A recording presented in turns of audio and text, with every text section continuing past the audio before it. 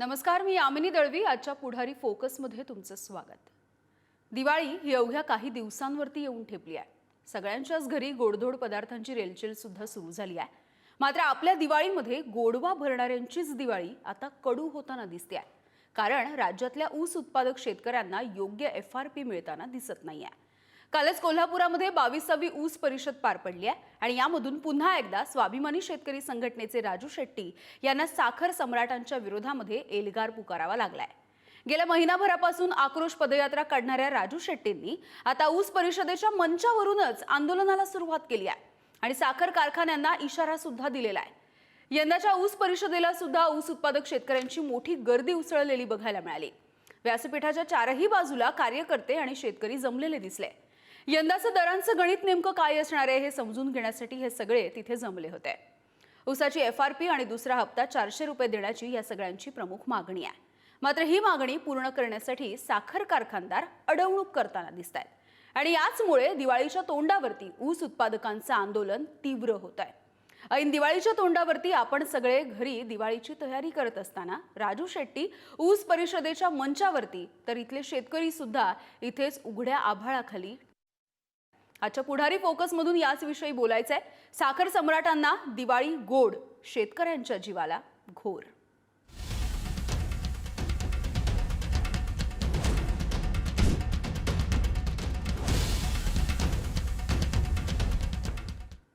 आणि या सगळ्या विषयी बोलण्यासाठी आपल्यासोबत स्वाभिमानी शेतकरी संघटनेचे राजू शेट्टी आपल्यासोबत जोडले गेलेले आहेत आणि अगदी काही वेळामध्ये पुढारी न्यूजचे कोल्हापूरचे प्रतिनिधी शेखर पाटील हे सुद्धा आपल्यासोबत जोडले जातील. मात्र ही जी 22वी ऊस परिषद झालेली आहे, या ऊस परिषदेमध्ये नेमकं काय ठरलंय ते जाणून घेऊयात. चालू गळीत हंगामासाठी एक रकमी 3500 रुपये प्रति टन पहिली उचल म्हणून देण्यात यावी.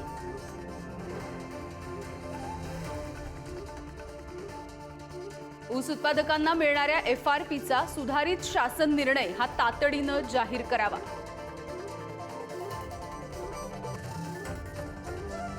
शेती पंपाचे होणारं भारनियमन हे त्वरित रद्द करावं.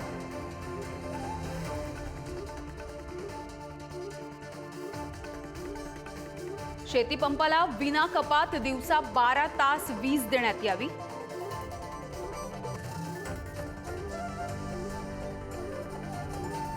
वीज हॉर्स पॉवरची सक्ती न करता मीटर रेटिंग प्रमाणे घ्यावी.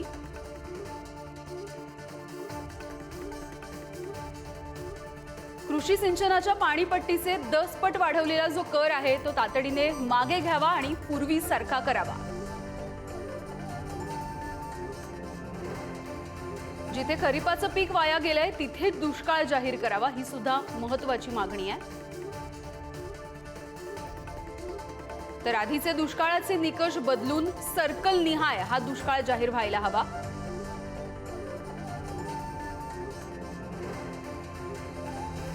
गेल्या वर्षी तुटलेल्या ऊसाची FRP पूर्णपणे देऊन अधिक 400 रुपये तातडीने दिले जावेत.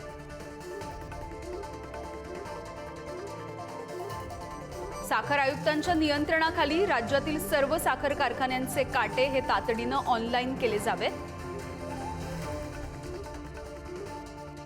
फसवणूक करणाऱ्या ऊस तोडणी मुकादमांवरती तातडीनं गुन्हे दाखल झाले पाहिजेत आणि ऊस वाहतूकदारांचे पैसे सुद्धा वसूल करून द्यावेत, ही सुद्धा महत्त्वाची मागणी आहे. तर केंद्र सरकारने साखरेचा किमान विक्रीचा दर 39 रुपये करावा.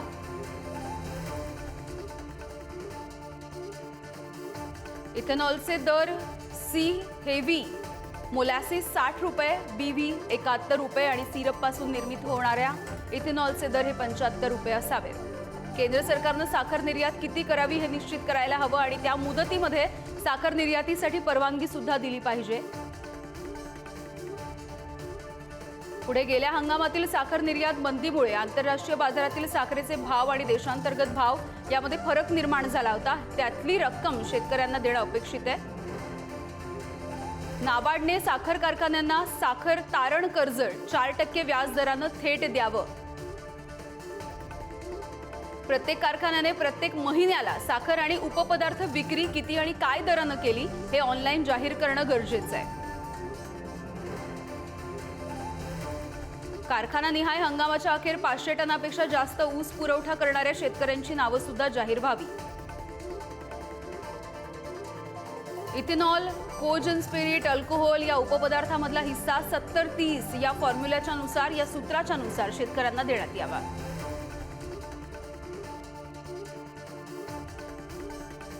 आणि या सगळ्याविषयी बोलूयात। आपल्यासोबत राजू शेट्टी स्वतः जोडले गेलेले आहेत। खरं तर इतक्या दिवसांची आक्रोश पदयात्रा सुद्धा आपण पाहिली आहे आणि आता पुन्हा एकदा होणारं हे आंदोलन आपण बघणार आहोत। राजू शेट्टीजी, खरं तर आपली तोंड गोड करणाऱ्या ऊस उत्पादकांचं तोंड नेहमीच कडू का केलं जातं, हा खरं तर महत्त्वाचा प्रश्न आहे। आणि ऐन दिवाळीमध्ये म्हणजे सगळीकडे दिवाळी साजरी होताना आपण बघतोय, बघणार आहोत खरं तर। मात्र तुम्ही असाल किंवा शेतकरी असाल, हे सगळे उघड्यावरती आंदोलन करताना दिसणार आहेत। ही पाळी नेमकी कुणामुळे आलेली आहे आणि काय कारण आहेत यामागची? याचं कारण ऊस उत्पादक शेतकऱ्याला लुटून हे सगळे कारखाने गबर झालेले आहेत। यात खरं तर ऊस उत्पादकांना काय मागितलं, तुम्ही कारखाने विका, मोडीत काढा आणि आमचे पैसे द्या म्हटले नाही। मागच्या 4-5 वर्षामध्ये साखर उद्योग थोडासा अडचणीत होता, कारण आंतरराष्ट्रीय बाजारात म्हणा किंवा देशांतर्गत बाजारात म्हणा साखरेला फारसे भाव नव्हते। शिवाय साखरेचं उत्पादन वाढलेलं होतं, साखरेची साठे पडून राहायची, त्यामुळे 1.5 वर्ष कारखान्यात साखर साठा शिल्लक राहायचा। ही सगळी परिस्थिती लक्षात घेता केवळ FRP सरकारनं निश्चित करून दिलेली एवढी घेऊन आम्ही समाधान मानलं, कारण शेवटी कारखान्याचं आणि शेतकऱ्यांचं नातं हे गाईचं आणि वासराचं असतं। कारखाना जर गाय असेल तर शेतकरी वासरू आहे, मग गाय सुदृढ असेल, दडदाकट असेल तर वासराला थोडंसं दूध जास्त मिळेल, गाय आजारी पडली तर वासरालाही दूध मिळणार नाही, हे आम्हाला समजतं। परंतु गेल्या वर्षभरामध्ये जगाच्या बाजारामधले साखरेचे भाव सातत्यानं वाढत चालले। केंद्र सरकारच्या नव्या भूमिकेमुळं इथेनॉल खरेदीसाठी केंद्र सरकार प्रोत्साहन द्यायला लागलं कारखान्यांना, आणि त्यामुळं CAV मोलॅसिस म्हणा, BAV म्हणा किंवा सिरप पासून तयार झालेलं मोलॅसिस म्हणा, त्याला चांगला भाव मिळायला लागला आणि त्यातला हिस्सा, त्या उत्पन्नाचा हिस्सा काहीतरी शेतकऱ्याला द्यायला पाहिजे होता। या कारखान्यांनी काय भूमिका घेतलेली आहे, मागचं काय देणार नाही। आता एका बाजूला महाराष्ट्रातल्या 16-17 कारखान्यांनी FRP पेक्षा जवळपास 200 पासून 562 रुपयेपर्यंत जास्त पैसे दिलेले आहेत एका टनाला।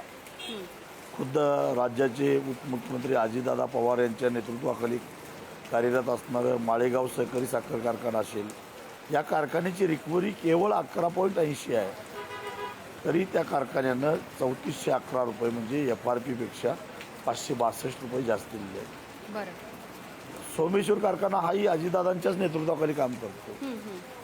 त्या कारखान्यानं त्यांची रिकव्हरी 1170च्या आसपास आहे। त्यांनी 3350 म्हणजे FRP पेक्षा 492 रुपये जास्त दिलेले आहेत। खुद्द राज्याचे सहकार मंत्री दिलीप वळसे पाटील यांच्या कारखान्यानं 350 रुपये जास्त दिलेले आहेत। आता हे सगळं नियमात बसतं। आता या सगळ्या कारखान्यांनी सुद्धा आपली वार्षिक साधारण सभा सप्टेंबरमध्येच घेतलेली होती आणि हिशेब पूर्ण केलेला होता। मी माळेगावचा आणि सोमेश्वरचा अहवाल तपासला, त्यावेळी या कारखान्यांनी बॅलन्स शीटमध्ये केवळ FRPच दिलेली दाखवलेली आहे। बरं, पण वस्तुस्थिती काय झाली होती, या साखर कारखान्यांनी 31 मार्च 2023चा हिशेब आपल्या सभासदांच्या समोर जेव्हा मांडला, तेव्हा साखर कारखान्यांकडे केवळ गेल्या हंगामातली 30 ते 35% साखर विकलेली होती, 65 ते 70% साखर ही शिल्लक होती। मग त्यांनी काय केलं, हिशेब पूर्ण करायचा आहे म्हटल्यानंतर शिल्लक साखरेचं मूल्यांकन केलं, 3250 रुपये ते 3300 रुपये क्विंटल या दरानं मूल्यांकन केलं आणि ती किंमत जमा बाजूला धरली आणि हिशेब पूर्ण केला। त्याबद्दल आमची हरकत नाहीच आहे, परंतु प्रत्यक्षामध्ये ही 70% साखर जी शिल्लक होती, ज्याचं मूल्यांकन 3250 ते 3300 रुपये होतं, ते प्रत्यक्षात 3600-3800 रुपयाला विकली गेली। आणि जे जादा पैसे आले, त्या जादा पैशाचा बाप कोण, आमचं म्हणणं असं आहे की ज्यानं ऊस पुरवठा गेल्या वर्षी केला तो शेतकरी या पैशाचा बाप आहे, त्याला ते पैसे मिळाले पाहिजेत. म्हणून मागील वर्षाचा ऊसाला आम्ही 400 रुपये हो. जादा मागतोय. हो आता हे 15-16 कारखान्यांनी दिलेले आहेत. माळेगाव असेल, सोमेश्वर असेल, भीमाशंकर असेल. मग बाकीचे कारखाने का देत नाहीत हा खरा सवाल आहे. बरं ते जर नियमबाह्य असेल तर मग राज्याचे उपमुख्यमंत्री आणि सहकार मंत्री नियमबाह्यरित्या आपले कारखाने चालवतात का? हो मग ते नियमानुसार असेल तर मग हे का देत नाहीत? बरोबर. आणि म्हणून आम्हाला या उघड्यावर पावसात बसावं लागतं. तुम्ही बघताय आजूबाजूला पाऊस पडताना दिसतोय सगळा, आणि त्या पावसातच आम्ही इथे बसलेलो आहोत. हो शिवाय इथेनॉलमधनं सुद्धा यांना भरपूर उत्पन्न मिळालेलं आहे. जेव्हा 1% रिकव्हरी ते इथेनॉलच्या उत्पादनासाठी वापरतात तेव्हा 1% रिकव्हरी वापरल्याबद्दल ते भरपाई म्हणून शेतकऱ्यांना 307 रुपये देतात 1%ला. आणि 1% रिकव्हरीतून त्यांना 9 लिटर इथेनॉल मिळतं. बरं आणि ते 9 लिटर इथेनॉल तेल कंपन्या 60 रुपये लिटर या दरानं खरेदी करतात. आणि त्याची किंमत होती 540 रुपये. बरं आणि ते तयार करायचा खर्च होतो 72 रुपये. म्हणजे 468 रुपये शिल्लक राहिले. ते शेतकऱ्याला दिलेले 307 रुपये वजा झाले तर राहिले 161 रुपये. म्हणजे 1% रिकव्हरी तेव्हा ते इथेनॉलसाठी कन्वर्ट करतात तेव्हा नेट 161 रुपये त्यांना मिळतात. आता या कारखान्यांनी 2%, 2.5% अशी रिकव्हरी इथेनॉलच्या उत्पादनासाठी वापरली आहे. एक कर्नाटकातला कारखाना आहे उगार शुगर मिल, त्या कारखान्यानं 5.5% रिकव्हरी इथेनॉलच्या उत्पादनासाठी वापरली. म्हणजे जवळपास 800 रुपये प्रति टन त्यांना अतिरिक्त उत्पन्न मिळालं. तरीही त्या कारखान्यानं गेल्या वर्षी तुटलेल्या ऊसाला 850 रुपये दिलेले आहेत, 2850 दिलेले आहेत. आणि त्या कारखान्यानं आपल्या खाजगी कारखाना आहे तो आपल्या भागधारकांना 50% डिव्हिडंड दिलेला आहे. बरं जगाच्या पातळीवर 50% डिव्हिडंड कोण देतं का? हो म्हणजे शेतकऱ्याला लुटून तुम्ही पैसे कमावता. रेणुका शुगर असेल, दालमिया शुगर असेल, यांचे शेअर मार्केटमधले गेल्या 4 महिन्यातली व्हॅल्यू बघा, हो 6 पटीनं वाढलेले आहेत. हो कारण का तर जादा दरानं साखर विकून हो जे पैसे आलेले आहेत ते पैसे दाबून घेऊन बसलेले आहेत, ते शेतकऱ्याला द्यायला तयार नाहीत. त्यामुळे त्यांचा शेअर व्हॅल्यू वाढलेला आहे. हो. हा ढळढळीत पुरावा असताना हे शेतकऱ्याला पैसे का देत नाहीत हा खरा सवाल आहे. हो राजू शेट्टीजी, तुम्ही असं जोडलेले राहा. आपल्यासोबत कोल्हापुरातले आमचे प्रतिनिधी शेखर पाटील सुद्धा आहेत. शेखर, तुम्ही या भागामध्ये बरेचसे फिरता आहात. तिथली काय नेमकी शेतकऱ्यांची समस्या आहे, त्यांची मागणी काय आहे, आणि कारखानदार नेमकी जी अडवणूक करताना दिसत आहेत, तर कारखानदारांचं सुद्धा काय म्हणणं आहे नेमकं या सगळ्याबद्दल?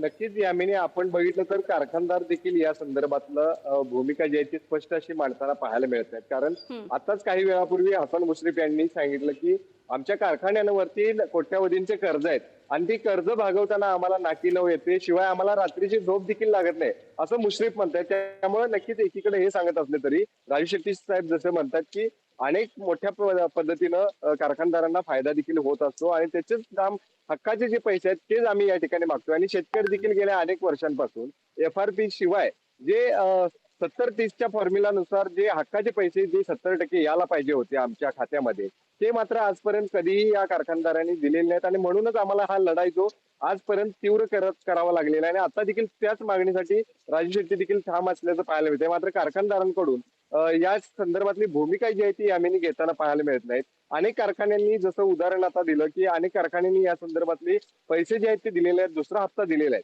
मात्र कोल्हापुरातल्या काही कारखाने आहेत त्यांनी मात्र या संदर्भातली भूमिका का घेतलेली नाही, हाच एक नेमका सवाल आहे. आणि याच्यासाठीच शेतकरी जे आहेत ते गेल्या अनेक वर्षांपासून झगडत आहेत. आणि यावर्षी सुद्धा आता हा लढा जो आहे तो अधिक तीव्र होताना पाहायला मिळतोय. राजू शेट्टी स्वतः या ठिकाणी ठिय्या मांडून आहेत. त्यामुळे आता नक्कीच कारखानदार नेमकं या संदर्भातली काय आता भूमिका घेणार. राजू शेट्टी देखील आता 400 रुपयाच्या मागणीवरती ठाम आहेत असं देखील नाही. 2 दिवसांपूर्वी जी झालेली बैठक होती त्या बैठकीत त्यांनी देखील या संदर्भातले आपण 2 पावलं मागे देखील येऊन ह्या सगळ्यांना कारखानदारांना सपोर्ट करायला तयार असल्याची भूमिका मांडली होती. त्यामुळे नक्कीच कारखानदारांनी देखील आता या संदर्भात भूमिका घ्यावी.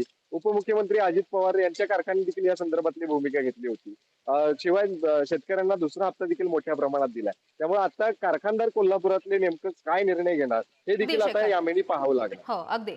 आणि आमचे प्रतिनिधी शेखर यांनी अगदी काही वेळापूर्वी तिथल्या सगळ्या ऊस उत्पादक शेतकऱ्यांशी बातचीत केलेली आहे. आपण ती बघूयात.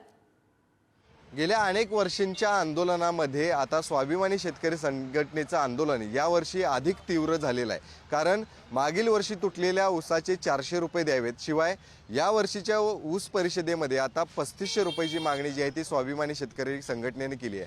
आणि त्या संदर्भातच बोलण्यासाठी आपल्यासोबत शेतकरी संघटनेचे कार्यकर्ते, शेतकरी सुद्धा या ठिकाणी आहेत. सुरुवातीला मादनाईक साहेबांच्याकडे जातो. 3500 रुपयाची मागणी आहे, शिवाय 400 रुपये जी मागील वर्षीच्या ऊसाची तुटलेली ती मागणी आहे. कशा पद्धतीने हे आंदोलनाचं असणार आहे? अधिक तीव्र आंदोलन होताना दिसते. पहिल्यांदा हे आंदोलन गेले 2 महिने आपण गेल्या वर्षी तुटलेल्या ऊसाला 400 रुपये द्या ह्या मागणीसाठी गेले 2 महिने मग साखर सहसंचालकांच्या निवेदन दिलं, कलेक्टर साहेबांच्यापाशी 2 वेळा बैठका झाल्या.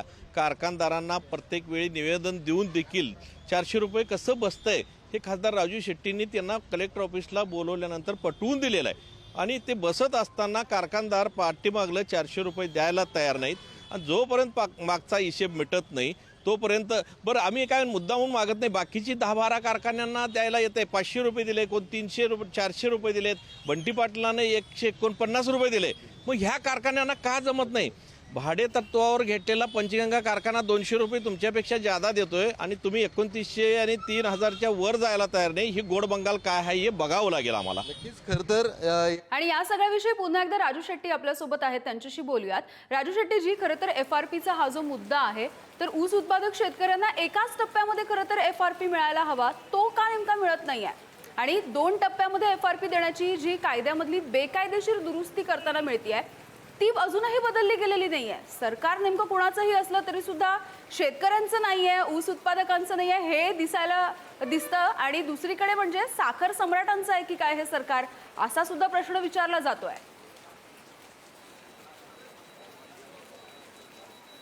सरकार हे साखर सम्राटांच्या प्रभावाखाली दबलेलंच आहे. याचं आणि कुठलंही सरकार, याच्या आधीचं सरकारही तसंच होतं. आणि याचं कारण मी तुम्हाला सांगतो. ऊस दर नियंत्रण अध्यादेश 1966 आणि त्याच्यामध्ये झालेल्या वेळोवेळच्या दुरुस्त्या जर लक्षात घेतल्या तर केंद्र सरकारनं निश्चित केलेली जी FRP असते ती FRP ऊस तुटल्यानंतर 14 दिवसाच्या आत विना कपात एक रकमी देणं बंधनकारक आहे, कायद्यानंच बंधनकारक आहे. आणि ते जर नाही दिलं तर त्याला 15% व्याजाची सुद्धा तरतूद आहे. म्हणजे 15% व्याजानं वसूल करायचे व विलंबाबद्दल त्या कारखान्यावर कारवाई करायची असे स्पष्ट आदेश या अध्यादेशामध्ये आहेत. असं असताना महाविकास आघाडीचं सरकार असताना या सगळ्या साखर कारखानदारांनी उद्धव ठाकरेंच्या जवळ बसून बेकायदेशीररित्या ही FRP 2 टप्प्यात देण्यात यावी अशा प्रकारचा शासन निर्णय करून घेतला. बरोबर. अर्थात केंद्र सरकारनं काढलेल्या आदेशाला छेद देऊन दुसरा आदेश काढायचा अधिकार कुठल्याही राज्याला नसतो. आणि त्यामुळं या मुद्द्यावर मी पहिल्यांदा मुंबई उच्च न्यायालयामध्ये याचिका दाखल केली. त्याच्यामध्ये केंद्र सरकारनं आपलं म्हणणं मांडलं आणि शेतकऱ्यांची मागणी बरोबर आहे आणि राज्य सरकारला तसं दुरुस्त करायचा अधिकार नाही अशी भूमिका मांडली. परंतु केवळ राज्य सरकार आपली भूमिका मांडत नाही म्हणून हायकोर्ट त्याचा निकाल द्यायला तयार नाही. आणि इकडं मुख्यमंत्र्यांच्या बरोबर 3 बैठका झाल्या. शेवटच्या बैठकीमध्ये मुख्यमंत्र्यांनी सांगितलं, मुख्यमंत्री त्यावेळचे देवेंद्र फडणवीस मुख्यमंत्री आणि त्यावेळचे सहकार मंत्री सावे हे होते. ठरलं, बैठकीमध्ये ठरलं, त्याचे मिनिट्स आहेत माझ्याकडे बैठकीतले, की आता एक रकमी FRPचा शासन निर्णय करायचा. पण अद्यापही तो शासन निर्णय झालेला नाही. त्यामुळं कोल्हापूर जिल्हा वगळता महाराष्ट्रातल्या सगळ्या शेतकऱ्यांना FRP तुकड्या तुकड्यानं घ्यावी लागते. आता तुकड्या तुकड्याने FRP घेतल्यामुळे तोटा काय होतो तर तुकड्या तुकड्याने FRP घेतल्यामुळं ऊसावर काढलेलं जे कर्ज आहे ते शेतकऱ्याला फेडता येत नाही. बरं. आणि ते अर्धवट फिटल्यामुळं वेळेवर कर्ज भरणाऱ्या शेतकऱ्यांना जे 0% व्याजदराचा फायदा होतो तो होत नाही. त्यांना 12%ची आकारणी होती त्यांच्यावर व्याजदराची. म्हणजे विनाकारण शेतकऱ्याला पीक कर्जावर 12% व्याज भरावं लागतं. शिवाय तुकड्या तुकड्यानं पैसे हातात आले की त्या पैशाचा असाच त्या शेतकऱ्याला उपयोग होत नाही. बरोबर. ते कुठे खर्च झाले हे हो. सुद्धा कळत नाही. हो आणि त्यामुळे एक रकमी FRP मिळाली पाहिजे असं आम्ही म्हणतो बरं. सांगतो. हो पाहिजे तर नाबार्डनं हां साखर कारखान्यांना साखर तारण कर्ज 4% व्याजानं द्यावी, कारण नाबार्ड ही शेतकऱ्यांची बँक आहे हो आणि साखर कारखाने ही शेतकऱ्यांचे आहेत. पण त्यासाठी हे कारखानदार जाऊन नाबार्डकडे बसत नाहीत. आम्ही मात्र पाठपुरावा करतोय आमची जबाबदारी नसताना, पण हे जात नाहीत.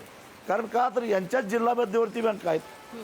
कारण साखरेवरचा फायनान्स हा अतिशय सुरक्षित फायनान्स आहे. हो त्यातून प्रचंड असं व्याज जिल्हा बँकेला मिळतं हो. आणि त्या व्याजाच्या बळावर जिल्हा बँकेत बसून यांना राजकारण करता येतं. त्यामुळं यांना जिल्हा बँकेचंच कर्ज पाहिजे. जिल्हा बँकेचं व्याज दर 13-14% असतंय, म्हणून ते नाबार्डकडे जात नाहीत. 4% व्याजाने द्या आम्हाला शेतकऱ्याला एक रकमी खरं FRP तर द्यायची. कालची जी ऊस परिषद हे झाली असे त्याच्यामध्ये सगळे म्हणजे हीच मागणी काही सुद्धा करून करण्यात आलेली शेतकऱ्याचा होती. तोटाच झाला पाहिजे. हो कालच्या ऊस परिषदेच्या वेळेला सुद्धा अशाच पद्धतीची मागणी तुम्ही केलेली आहे. मात्र गेल्या वर्षी तुटलेल्या ऊसाची FRP असेल किंवा मग अधिकचे हो, 400 म्हणूनच रुपये म्हणतो की- असतील, या सगळ्याची सुद्धा मागणी होते. यासाठी तुम्ही लढताय, मात्र इतकं झगडून सुद्धा ते मिळत का नाहीये? काय कारण आहेत याची? याचं कारण या कारखान्यांच्याकडं एक लक्षात ठेवा, मी महाराष्ट्राचं सांगत नाही, पण जिथंही आंदोलन चालू आहे या सांगली कोल्हापूर जिल्ह्यामध्ये एकूण या कोल्हापूर विभागामध्ये 37 कारखाने चालू आहेत. आणि या 37 कारखान्यांनी गेल्या वर्षी 3 कोटी टन ऊसाचं गाळप केलेलं आहे आणि 400 रुपये प्रमाणे ह्याचे होतात 1200 कोटी रुपये. हो हे 1200 कोटी रुपये या 37 लोकांना हडप करायचे आहेत आणि ते येणाऱ्या लोकसभेच्या आणि विधानसभेच्या निवडणुकीत उधळायचे आहेत. म्हणून ते देत नसतील तर त्यांच्या नरड्यावर पाय ठेवून ते पैसे आम्ही वसूल करणार आहे. हो अगदी. राजू शेट्टीजी, आणखी एक प्रश्न आहे. खरं तर हसन मुश्रीफ यांनी असं म्हटलेलं दिसलं की दिवाळी आहे त्यामुळे स्वाभिमानीने फार याचं आंदोलनाचं हत्यार उपसू नये किंवा सगळे जे शेतकरी आहेत त्यांच्याशी संगनमत व्हावं, त्यांच्यासोबत चर्चा व्हावी, असा मुद्दा त्यांनी मांडलेला आहे. तुम्ही तयार आहात का चर्चेसाठी? पुढची दिशा नेमकी काय असणार आहे आंदोलनाची? आम्ही काय करायला पाहिजे हे मुस्लिम साहेबांनी सांगावं. 24 ऑगस्ट पासून आम्ही पाठपुरावा करतोय. 24 ऑगस्टला आम्ही पत्रकार परिषद घेऊन मागणी केली की आम्हाला तुम्हाला साखर विकून पैसे मिळालेले आहेत आणि अधिकचे 400 रुपये आम्हाला पाहिजेत. प्रत्येक कारखान्यावर जाऊन आम्ही निवेदनं दिली. त्याच्यानंतर 2 ऑक्टोबरपर्यंत जर तुम्ही आम्हाला हे पैसे दिले नाहीत तर आम्ही साखर रोखणार हो असं सांगितलं. हो साखर रोखायला सुरुवात केली. त्याच्यानंतर 13 सप्टेंबरला एक प्रचंड मोठा मोर्चा काढला कोल्हापूरला. 2 ऑक्टोबरपासून साखर रोखायला सुरुवात केली. 17 ऑक्टोबरपासून उन्हातानामध्ये 22 दिवस फिरलो. कुणाला दया आली नाही. सरकारला सुद्धा माझ्याबरोबर हजारो लोक चालायला असायचे. अगदी. लोक भाकऱ्या गोळा करायचे. हो सकाळ दुपार संध्याकाळी जेवायला घालायचे आम्हाला. उघड्या मैदानावर बसून मागून आणलेल्या भाकऱ्या आम्ही खात होतो. हजारो लोक. हे 22 दिवस चालू होतं. हो या लोकांना दया आली नाही आमची. या लोकांना उन्हाळ्यात आणतले आमची पायपीट बघवली नाही. ना सरकारनं दखल घेतली ना कारखानदारांना काही वाटलं. 1-2 जिल्हाधिकाऱ्यांच्यावर बैठका झाल्या, पण त्या बैठकांमध्ये उडवाउडवीचीच उत्तरं. आम्ही त्यांना सांगितलं की तुम्ही कैसे पैसे देणे लागता हे आम्ही दाखवून देतो. 31 मार्च नंतर ज्या कारखान्यांनी जेवढी साखर विकलेली आहे हां त्या विक्रीचे स्टेटमेंट आम्हाला द्या. हो जिल्हा बँकेनं आम्हाला फक्त 7-8 कारखान्यांचे स्टेटमेंट दिले. हो. त्याच्यावरून आम्ही काढून दाखवले, बघा हा बरोबर. कारखाना हो. एवढं देणं लागतो. हो राजू शेट्टीजी, मुद्दा लक्षात आला. खरं तर तुम्ही सांगताय त्या पद्धतीने यंदा साखरेची टंचाई आहे, त्यामुळे साखरेचे भाव सुद्धा वाढतायत. परिणामी जो कारखाना अधिक गाळप करेल त्याच्या पदरामध्ये अधिकचा नफा पडणार आहे. त्यामुळे ऊस मिळवण्यासाठी कारखान्यांमध्ये सुद्धा स्पर्धा लागेल असं चित्र आहे. पण ऊस कोणाला द्यायचं ते स्वातंत्र्य शेतकऱ्यांच्या हातात नाहीये. त्यामुळे ऊस उत्पादकांना त्याचा तसा फायदा घेता येत नाही. कितीही चांगला धंदा झाला तरी ऊस उत्पादकांना हक्काच्या FRP साठी झगडावं लागतं. आता तर ऐन दिवाळीमध्ये आधी तेच सगळीकडे सुरू असलेलं दिसतंय. साखर सम्राटांना वाटेल त्या सवलती दिल्या जातात, कर्ज हमी दिली जाते, पण शेतकऱ्यांना मात्र त्यांच्या FRPचा पुरेसा पैसा सुद्धा दिसत नाहीये. त्यामुळे सध्याच्या बदललेल्या परिस्थितीमध्ये गरजवंतांकडे दुर्लक्ष करणं हे साखर सम्राट असो किंवा मग सत्तेमधले असो, सगळ्यांच्याच तोंडचं पाणी पळवणारं ठरू शकतं. यानंतर पुढारी फोकसमध्ये वेळ झाली इथेच थांबण्याची. पाहत रहा पुढारी न्यूज. आहे